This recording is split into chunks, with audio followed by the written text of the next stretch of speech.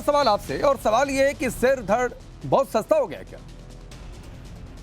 इसमें सर दर्द की क्या बात है। हमारे वजूद की जब लड़ाई होगी, आप जब मिटाना चाहिएगा तो हम तो लड़ेंगे ना। ये मेरे बाप दादा का मुल्क है, ये मेरा देश है, हमने जान दिया, हमारे बाप दादा ने जान दिया है। लाहौर से लेकर चट्टगांव तक ऐसा कोई दरख्त नहीं था जो हमारे उलेमा ने कुर्बानी नहीं दी है। वहां पे तो आरएसएस और चड्डीधारी नहीं थे, वहां पे तो वीएचपी नहीं था। हमने जान दिया है, हमारी मस्जिद पे हमला हो जाए, कब्रिस्तान पे, ईदगाह पे, इमामबाड़ा पे, खानका पे हमला होगा तो उसके बाद बजेगा क्या?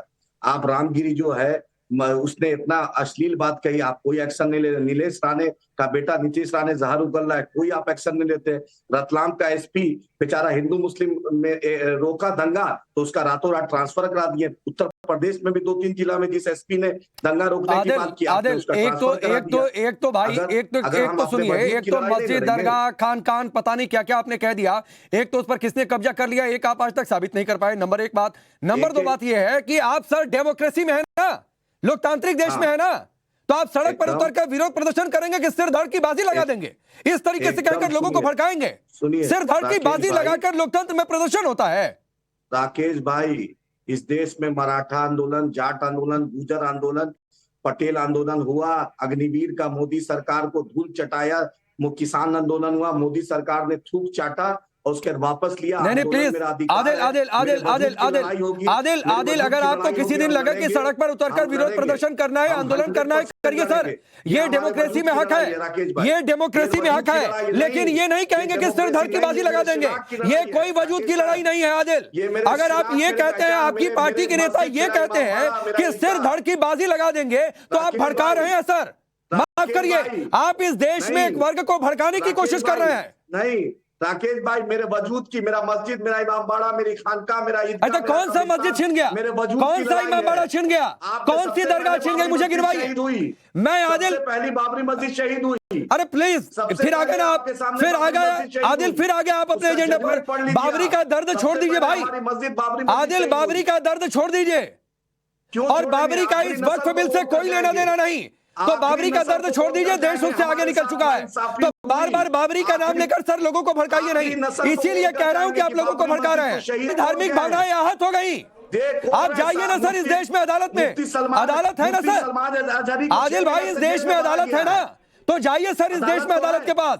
आपकी पार्टी के नेता, सुनिए ना आदिल, आप खुद वकील हैं, आपकी पार्टी के सबसे बड़े नेता इतने बड़े बैरिस्टर हैं, तो सर जाइए ना अदालत में, कुछ कानूनी ज्ञान जो आप लोगों के पास है जाकर इस्तेमाल करिए।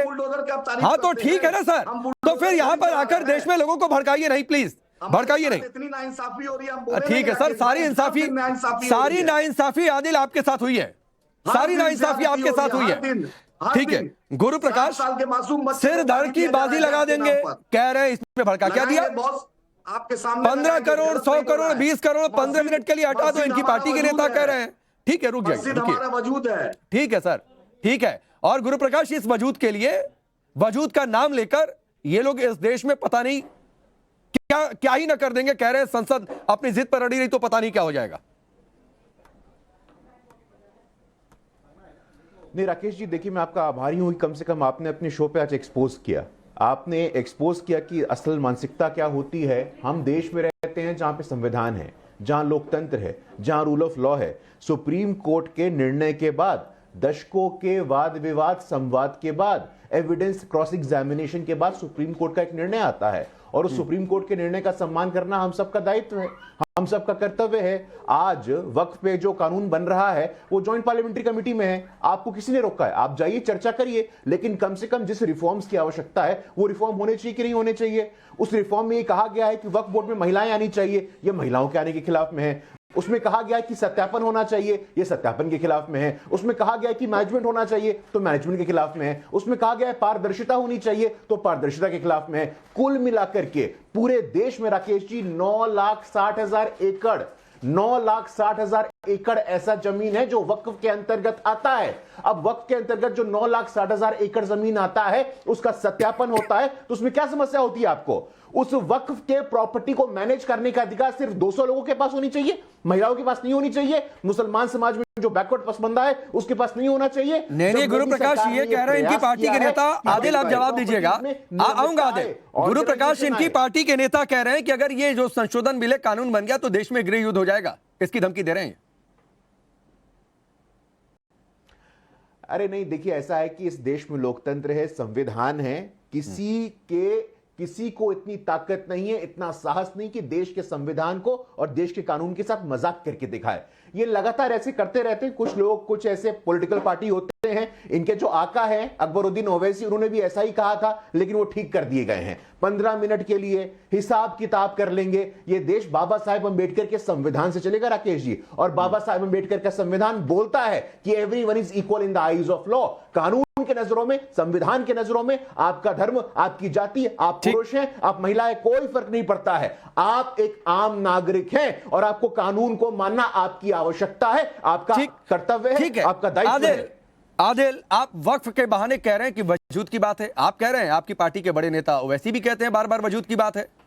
तो सर, वजूद की किसी भी इस देश में किसी भी नागरिक के वजूद पर अगर खतरा होगा तो देश की अदालत है ना देखने के लिए कि आप उतर जाएंगे सड़क पर फैसला करने के लिए। राकेश साहब, मस्जिद, इमामबाड़ा, कब्रिस्तान, खानका, ईदगाह हमारी वजूद है, हमारी पहचान है, और बाबा साहेब अम्बेडकर के संविधान ने हमें ये राइट दिया है कि हम उसके लिए लड़े, जद्दोजहद करें, उसको बचाने के लिए हर प्लेटफॉर्म पे जाएंगे। और हम ना महिला के खिलाफ है, ना रिफॉर्म के खिलाफ है, ना मैनेजमेंट के खिलाफ है। हम वक्फ के इंक्रोचमेंट को दूर कराइए, उसके साथ देते हैं। आप ये झूठा प्रोपोगंडा कर रहे हैं कि वक्फ किसी भी जमीन को हड़प लेगी।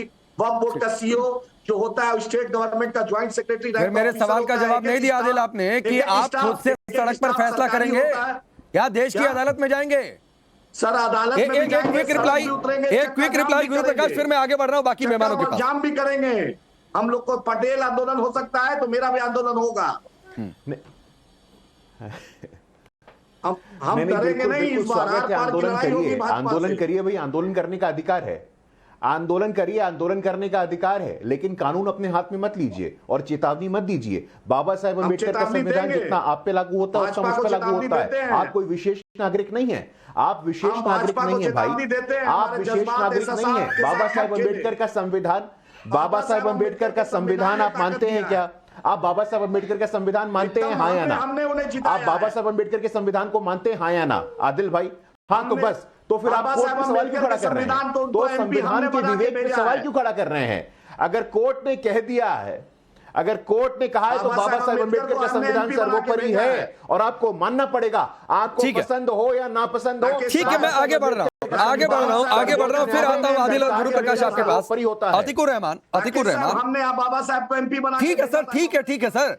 बाबा साहब अम्बेडकर की बातचीत करते हैं, उसके बाद कहते हैं सिरधड़ की बाजी लगा देंगे। बाबा साहब अम्बेडकर तो कहकर नहीं गए थे कि अगर किसी को लगे कि उसके वजूद पर खतरा है तो अतिकुर रहमान, क्या बाबा साहब अम्बेडकर ने यह कहा था कि फिर ये कह देना कि सिरधड़ की बाजी लगा देंगे? पूरी जान लगा देंगे। आपके चैनल पे बोल रहे हैं हमारे। देखिए राकेश जी, जेपीसी के चेयरमैन के अब तक के जो बयान आए हैं उसके ऊपर कम्युनिटी को विश्वास करना होगा। जो प्रोसीडिंग जेपीसी में चली है, बहुत अच्छी प्रोसीडिंग चली है, उनके ऊपर हमको भरोसा करना होगा। और कोई भी भड़काऊ भाषण देने के बाद हमारा अपना केस हम बिगाड़ लेंगे, ये मेरा मानना है। अब सवाल ये है कि गुरु प्रकाश जी कह रहे हैं कि भाई महिलाओं का अधिकार नहीं था, ये बात गलत है। ऐसा कोई प्रोविजन ना पहले था कि भाई महिलाएं नहीं होनी चाहिए, पहले महिलाओं का प्रोविजन था, नहीं रही, ये एक अलग मुद्दा है। कुछ अतिकुर भाई, अतिकुर रहमान जी, मैं माफी के साथ सर थोड़ा सा इंटरप्ट कर रहा हूं आपको, बहुत थोड़ा सा इंटरप्ट कर रहा हूं। आपने बिल्कुल सही बात कही, जेपीसी में मामला है तो बाहर अगर आप भड़काऊ बयान देते हैं तो आप अपना केस कमजोर करते हैं। तो मुझे पहले एक बात बताइए कि अख्तरुल ईमान ने जो बोला, सरवर चिश्ती ने बोला, इसके पहले भी दर्जन भर बयान ऐसे हैं, कहेंगे तो मैं कोट कर दूंगा। तो ये सारे बयान भड़काऊ हैं कि नहीं है?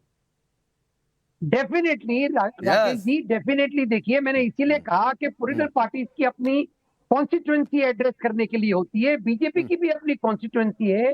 मैं बीजेपी के प्रवक्ता से ये पूछना चाहूंगा कि जो क्लॉज इन्होंने इन पर्टिकुलर डाला है कि भाई 3 महीने में अगर किसी वक्त प्रॉपर्टी का अगर आप उसको डिटरमिन नहीं कर सकेंगे तो वो प्रॉपर्टी कलेक्टर डिक्लेयर कर देगी और सरकार क्या ये प्रोविजन सही है? क्या ये आर्बिट्ररी नहीं है? क्या ये चैलेंज नहीं होगा कोर्ट के अंदर? क्या ये डेमोक्रेटिक है? चलिए, आपने पिन पॉइंटेड क्वेश्चन पूछा है तो गुरु प्रकाश एक छोटा रिप्लाई, फिर मैं सुबह ही आपके पास आ जाऊंगा। जी नहीं, अतीकुर रहमान जी ने कुछ यहाँ पे सवाल खड़े किए हैं और बिल्कुल लोकतंत्र में आपको अधिकार है सवाल खड़ा करने का। देखिए राकेश जी, सेंट्रल वक्फ अमेंडमेंट बिल 2024, इस बिल में स्पष्ट रूप से कहा गया है कि with only women members will be included for the first time. महिलाओं को वक्फ बोर्ड में शामिल किया जाएगा। पहली बार महिलाओं को पहले शामिल नहीं किया जाता था। आपका पहला भ्रम। मैं आपके बीच में नहीं बोल रहा था, मैं आपके बीच में नहीं बोल रहा था, मैं आपके बीच में नहीं बोल रहा था। आदिल सुन लीजिए, आदिल सुन लीजिए, सुन लीजिए, फिर आपके पास आ जाऊंगा। सुन लीजिए, देश में लोकतंत्र है, देश में लोकतंत्र है। एकदम सुन, देख लीजिए आप, देश में लोकतंत्र है, शरिया नहीं है। आप बोलेंगे तो आपको सुनना भी पड़ेगा। शरिया नहीं है, भारत है ये। देख लीजिए, महिलाओं का पार्टिसिपेशन पहली बार सुनिश्चित किया जा रहा है। वक्फ बोर्ड में महिलाओं को रोकने वाले आप कौन होते हैं? वक्फ बोर्ड में महिलाओं को रोकने वाले आप कौन होते हैं? हमारी माताओं बहनों को रोकने वाले आप कौन होते हैं? यही मानसिकता है। तलाक तलाक तलाक अब नहीं होगा। तलाक तलाक तलाक अब नहीं होगा।